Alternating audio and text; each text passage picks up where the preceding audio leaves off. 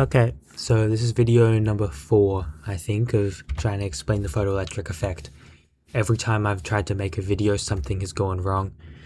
And already something has gone wrong. I haven't plugged in my stylus, so that's great. Anyway. And now it's not working. Okay, there we go. It's working. So, what is the photoelectric effect? Well, the photoelectric effect is proof that light is in fact a particle instead of a wave. What we've learned so far is that light acts as a wave, like that guy, and it acts like a wave, hits multiple things at once in a many-to-one ratio, blah blah blah.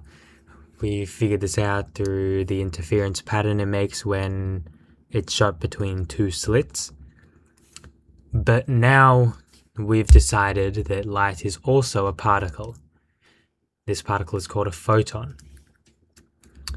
You can think of a photon as a packet of energy, right?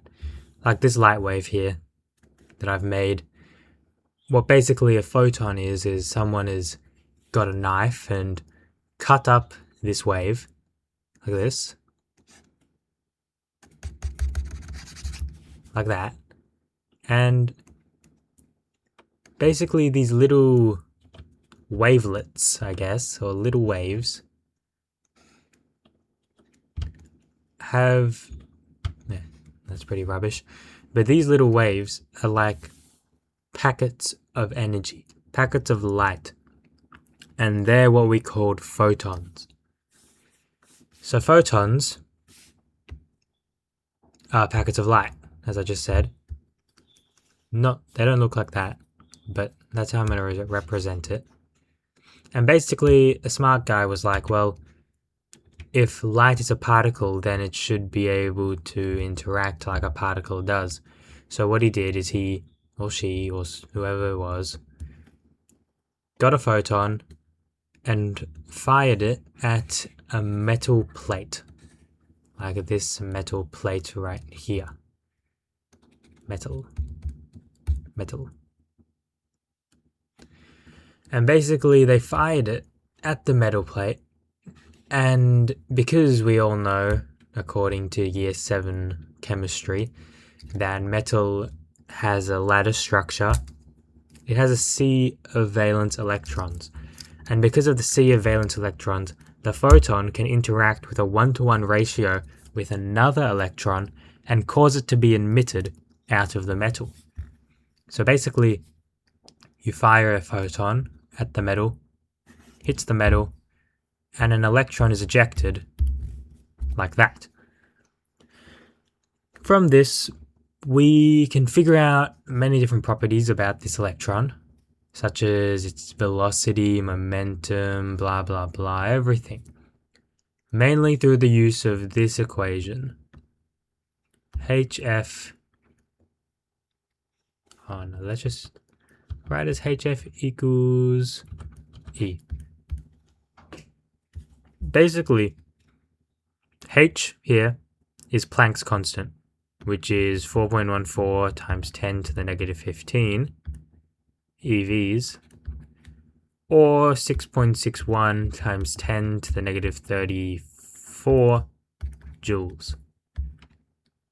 I think. There's some mark raters. 6.62 10 to the negative 34. Yeah. So, basically, I'll get back to why these two are important, but what's most interesting as of right now is what F represents. F, as we all know, is frequency, but in reality, it's not actually E here, it's phi, or I think it's phi. I don't know what the symbol is. Phi, I'm gonna call it phi. Phi represents something called the work function. The work function is basically the minimum amount of energy that a photon needs to have for an electron to be emitted out of the metal. So each different metal, like copper and iron and gold, all have different work functions because they all have different properties, right? So to find the work function, you do h times f, or frequency f naught. F naught is the threshold frequency, and the threshold frequency is the lowest, like minimum amount of frequency that a photon has to have for it to undergo the photoelectric effect. Because photons are basically just cut up packets of light as a wave, they still have frequency, amplitude, wavelength, blah blah blah, right? So basically it's simple. Come on, what do you mean? It's simple. H times f naught equals work function. H, use this one. Don't use this one. This one is really bad, and I'll get to why it's bad later. But for now, 4.14 times 10 to the negative 15 times the threshold frequency, which is usually given to you in the question, that gives you the work function. From there, we can use a different formula. EK equals HF minus work function. And you might be thinking, HF, I thought we just did HF minus lambda. I mean, not lambda, HF minus work function. Isn't that just going to be 0? Because it's the same exact thing. No, it's not going to be the same exact thing because this is an F naught. There's no naught there. This F is actually the frequency of this guy, the photon. This frequency is usually given to you in the question. Like you can't really remember the frequency of a photon because they're always different. So anyway, EK equals HF minus phi. We put this guy into the H value because we used it for solving for phi before, the work function. And then we put the frequency in, we put the work function in, and now we have the kinetic energy, EK. EK represents the kinetic energy of this guy, the electron. Okay? And then obviously from there, EK equals, let me write it down, EK equals mv squared on 2. And obviously we can solve for v, velocity. Easily find the velocity of the electron. Very simple. Very easy. But now, I have to tell you about these two guys. These really annoying two guys. Because the thing is, the SI units for energy is joules. We all know that. But this isn't joules. And I've been telling you to use this one. And you might be thinking, well, why don't I just use this one? Because then I won't have to do any conversions or anything. But that's not stupid, but it's just a bit idiotic, right? Because when you use this one, the numbers are going to be much easier to work with. You end up getting you probably won't get scientific notation. Or if you do, you get a bit lower amounts of it when compared to this one. I mean, look at it. Negative 15, negative 34. You know how many times bigger a number would be if it was times 10 to the 15 and if it was times 10 to the 34? Imagine how much smaller this number is. It's like amazingly smaller. So try to stick with this one because then your equations will be so much neater. It will be easier to use on the calculator. And as well, it's just simple. It's so much simple. So much simple. It's so much simpler. But if you really want to use this one, like to each their own, I guess if you want to, it doesn't matter. You end up getting the same answer. Just make sure you always put the correct units. These two values are equal. These are the same values.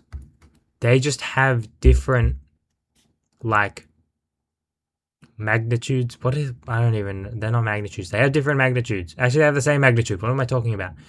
They have different, whatever these are called, units. They have different units. To convert between EVs and joules, you just times E and divide E, like that. E is the elementary charge, 1.6 times 10 to the negative 19. Obviously simple. Oh yeah, forgot to mention, actually I'll get back to that later. Basically, once you solve for EK, and you've been listening to me and you've been using 4.14, you'll have the value of kinetic energy in electron volts, which is okay as an answer, but it's not okay if you want to solve for either the velocity or the momentum. Make sure you convert it to SI. To be honest, just convert it to SI units once you're done. Joules are so much, they look better. They look better. What is an EV, bro? Genuinely, who even, like, Joules EVs? What is an EV? Genuinely, bro, what is an EV? So just convert it to joules once you're done. Even if the question doesn't ask, it's probably better to build these habits early so you don't forget it when it becomes important. Like that. Anyway, now that we have EK, we can solve for this. As long as it's in joules, in its SI units. mv squared on 2. Then obviously, simple algebra, times 2 divided by m. M is the mass of an electron. I can't actually remember what it is. 8.99 times 10 to the 34. 31, I think it is, maybe 31 or 35. Either way, it's on your formula sheet, so it doesn't actually matter. So yeah, once you got that, easy peasy lemon squeezy, we got the velocity. This number is probably going to be pretty high because it's an electron. But if it's higher than 3 times 10 to the 8, which is the speed of light, then you've obviously done something wrong. Make sure you understand that. If it's higher than the speed of light, then you're an idiot. Okay, I don't know what to tell you.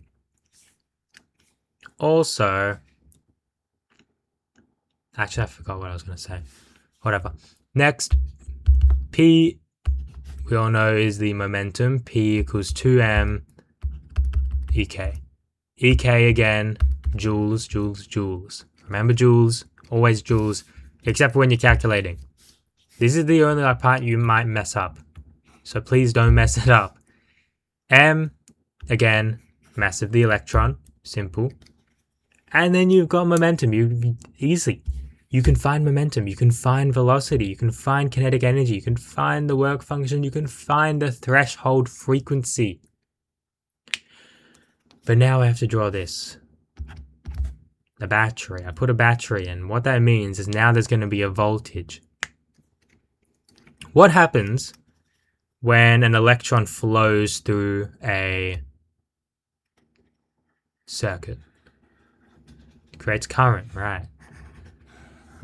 And what happens when there's no electrons flow, or like the flow is stopped by something? There's no current, obviously. This current created by the photoelectric effect from a photon is called the photocurrent. And one thing about the photocurrent is that there's always going to be a value for the voltage in the battery for the photocurrent to be 0. And that's what is called the stopping voltage, or Vs. And the amazing part about Vs is it's actually just equal to Ek in EVs. So this is why EVs are good, because they're easy to convert between EVs and joules, and they just give you the stopping voltage. So make sure you don't accidentally convert it. Please don't do that. That's a really dumb way to lose marks, because you have the answer. You did all the working out. If you use 4.14, you have the answer just given to you there. That's the stopping voltage. The stopping voltage is the minimum voltage to stop electrons, like this guy, from reaching the other side. This other side is called the collecting plate. And the stopping voltage stops it like this. Ooh, oh, oh, oh, oh, oh, oh, oh, oh, oh. It stops it. It stops it from reaching the other side. That means 0 photocurrent, okay? Basically, that's it. That's all there is for the photoelectric effect. See how much simpler this is? Then the damn wave theories and stuff, like harmonics, bro, whatever, bro. Photoelectric effect for life. This is amazing. And yeah, that's about it.